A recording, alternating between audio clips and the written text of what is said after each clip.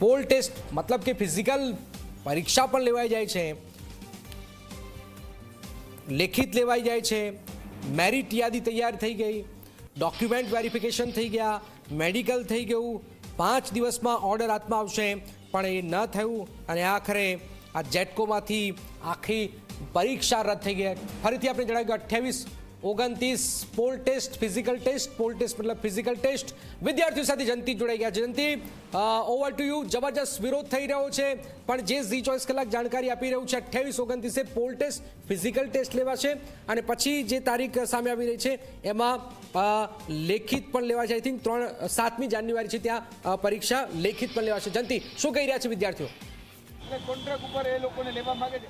આ ઘટકનું જાણી જયંતિ, જી જનક, જે રીતે સવારથી જ આપણે જોઈ રહ્યા છો કે તમામ જે વિદ્યાર્થીઓ છે કે તેઓ અત્યારે જેટકોની વડી કચેરી ખાતે વિરોધ કરી રહ્યા છે। તેઓએ રામધૂન પણ કરી, હનુમાન ચાલીસાનો પાઠ કરીને આ જે તમામ વિદ્યાર્થીઓ છે તેઓ દ્વારા અત્યારે વિરોધ કરવામાં આવી રહ્યો છે। મોટી સંખ્યામાં જે અલગ અલગ વિસ્તારમાંથી આવતા જે તમામ વિદ્યાર્થીઓ છે કે તેઓ અત્યારે અહીંયા આગળ એકત્રિત થઈને બેસીને ધરણા કરવામાં આવી રહી છે। મહત્ત્વની વાત છે કે હવે જે તારીખ જાહેર થઈ છે, આપણે બીજા પણ જે લોકો જે છે કે તેઓ સાથે પણ વાત કરવાની કોશિશ કરીશું, કારણ કે હાલમાં તો જોઈ શકાય છે કે મોટી સંખ્યામાં આ તમામ જે વિદ્યાર્થીઓ છે તેમજ જે તેઓના વિદ્યાર્થીના જે ઉમેદવારના જે નેતા એટલે કહી શકાય કે તેઓનો એક ચહેરો જે છે કે યુવરાજસિંહ, તેઓ પણ અત્યારે અહીંયા આગળ ઉપસ્થિત છે અને તેઓ પણ સાથે આ તમામ વિદ્યાર્થીઓ સાથે અહીંયા આગળ ધરણા ઉપર બેસેલા છે। હાલમાં મુખ્ય જો વાત કરવામાં આવે તો હાલમાં તો જે રીતે આ તમામ વિદ્યાર્થીઓની એક જ માંગ હતી કે તેઓની ભરતી જે છે તે કરવામાં આવે। હાલમાં તો જોઈ શકાય છે મોટી સંખ્યામાં આ તમામ લોકો જે છે કે તેઓ અત્યારે અહીંયા બેસી ચૂક્યા છે। હાલમાં જી 24 કલાકના આપણા અહેવાલ જે છે કે તેઓ અત્યારે કહી રહ્યા છે કે આપણી સાથે યુવરાજસિંહ છે, તેમની સાથે જ વાત કરીશું। મુખ્યત્વે વાત કરવામાં આવે તો અત્યારે સરકાર દ્વારા જાહેરાત કરવામાં આવી છે, તારીખ પણ આપણને પોલ ટેસ્ટ લેવાની વાત છે, કઈ રીતે? અમને જરા પણ માન્ય નથી કે આ જે નિર્ણય લેવામાં આવી રહ્યા છે એ ખૂબ અયોગ્ય છે, વિદ્યાર્થીઓના ભવિષ્ય સાથે ચેડા છે।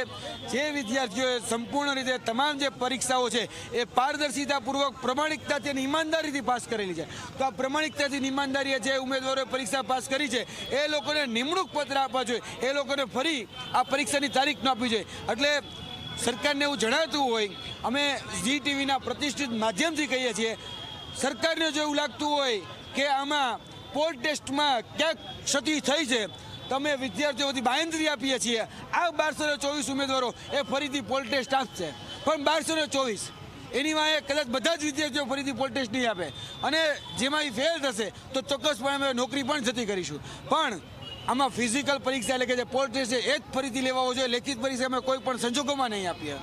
લેખિત પરીક્ષા સંજોગોમાં નહીં આપે। જી 24 કલાક દ્વારા પણ આપણા વિદ્યાર્થીઓ સાથે ઉમેદવારીમાં મુહિમ ઉપાડી હતી, અત્યારે જે નિર્ણય લેવામાં આવ્યો છે, શું કારણસર લેખિત પરીક્ષાનું મુખ્ય કારણ શું? મતલબ ખાસ કરીને જોવા જઈએ તો છેલ્લા ઘણા સમયથી ભરતીઓને ખોરંભે ચડાવી દેવી, ભરતીઓને અભયરાય ચડાવી દેવી, આ જ સરકારની નીતિ રીતિ રહી છે। કોઈ પણ પરીક્ષા હોય, જીપીએસસી હોય તો જીપીએસસીની 30 જેટલી સરકારી પરીક્ષાઓ એ રદ કરી નાખવામાં આવી, મોકૂફ કરી નાખવામાં આવી, તેની સાથે સાથે ગૌણ સેવા તો આજથી તમને કહું કે 1.5 વર્ષ પહેલાં ફોરેસ્ટ વિભાગની જ્યારે ભરતી બહાર પડી, આજ દિન સુધી એની પરીક્ષા લેવામાં નથી આવી। 2018ની ભરતીઓ જે તલાટી, જુનિયર ક્લર્ક એ 2023માં પૂર્ણ થઈ રહી। એટલે તમામ જે સરકારી ભરતીઓ છે એ સરકારી ભરતીઓમાં જ્યારે કોઈને કોઈ ગોબાચારી ચાલી રહી છે, કોઈની જગ્યાએ કોઈને કોઈ જગ્યાએ ગેરરીતિ, કોઈની કોઈ જગ્યાએ ભ્રષ્ટાચાર, કોઈને કોઈ જગ્યાએ ગેરરીતિ, એ તમામ પરીક્ષાઓમાં જોવા રહે।